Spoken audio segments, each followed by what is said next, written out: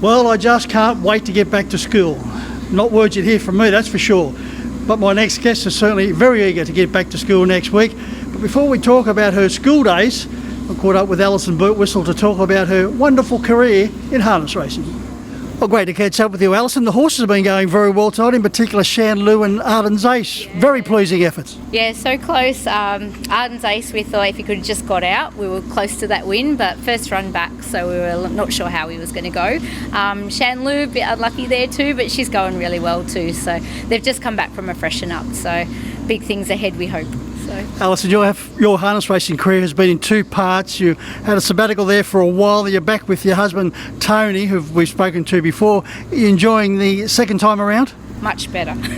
Less stressful, more relaxing this time, and we've got the family involved as well. So Tony's son Dylan is helping us out when he can as well, so that's really good. I think this time round it's not as much pressure, so it's more about having a bit of fun and just enjoying being back, so that's for sure.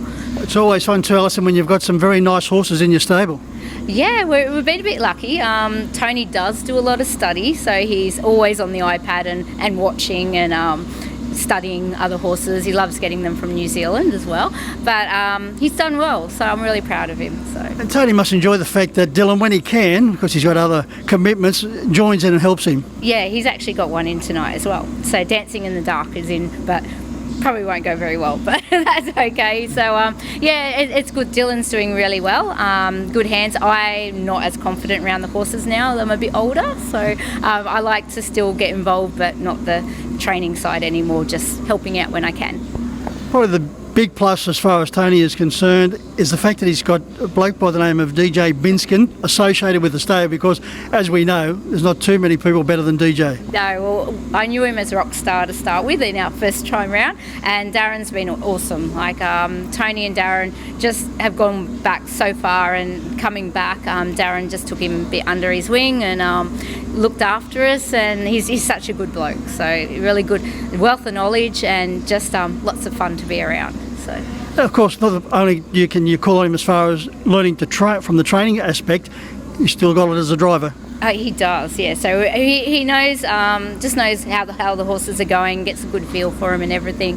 And he's honest. He'll tell Tony how they're going and what he needs to do, and they'll have a bit of a chat and everything. But yeah, DJ knows so much. He's great. You would have enjoyed your first period in harness racing, mainly because of a horse by the name of Nydia. She would have been very close to your heart. Yes, I think everyone knows Nydia. Even mini trots are called Nydia as well. Yeah, it's strange because it was our first horse. Just bought her out of the trot guide in the paper back then. And yeah, it was a way of supporting Tony to come back. So we didn't expect her to do so well. I think we 23 wins with her and lots of places, and she's kept going through the grades, and everyone would say to us, how do you come back from that? Like, you can't better that. So any other horse we got after that just didn't compare to Nydia, but she was amazing. So yeah, she was an honest type and virtually got a bit of a cult following. Yeah, we did actually. Yeah, I think because she was so little. She was just known as like a pocket rocket. She was like, compared to all the other horses, she could be in the mini trot. She was just that tiny. But she had such a heart for racing, and she just wanted to win. And you just couldn't hold her back. We'd race her a couple of times a week because she liked it that way. And there were races, I remember Bulleye Cup. It was New Year's Eve 2006, and she came, like, Bulleye is such a small track, and she came from right last on the corner, and there's hardly a straight, and she won the race, and we were screaming. And yeah, I remember my mum saying, how's she going to win from there? And she did. And then Newcastle Cup as well, and yeah, she was a good ride. So two other horses you had a lot of fun with, very productive careers, General George and Pink's Twatter. Hard to say the latter, but very talented. Yeah, okay. General George was a beautiful horse, really nice natured. Yeah, he won quite a few for us as well. I think it's about like 13 or something like that. Pink's Twatter, she was just one of those trotters, didn't do anything wrong. She was so consistent. I could even drive her and she'd trot. So she was one that I didn't mind being on the back of. So yeah, she was good. Now, talking about driving, you used to drive a lot of track work, in particular before you went to school, but unfortunately you had a very bad accident. Well, I've done mainly jog the horses. We had a track at Lakesland that I jogged the horses on before going to school, which was okay. I was on the back of Nydia and being so short, bounced out of the cart, and I actually have a scar still from it, where I came out of the cart and she just kept going and I just got left behind, but it was fine. I've done a little bit of track work on Bargo, and I have been on this track, and it's quite scary. So like the girls that get out there and do it, I am just so in awe of them, because I've done some fast work and I just don't know how they do it. So. Yeah, talking about scary, is it more scary standing in front of a classroom full of kids? Definitely not. Love it.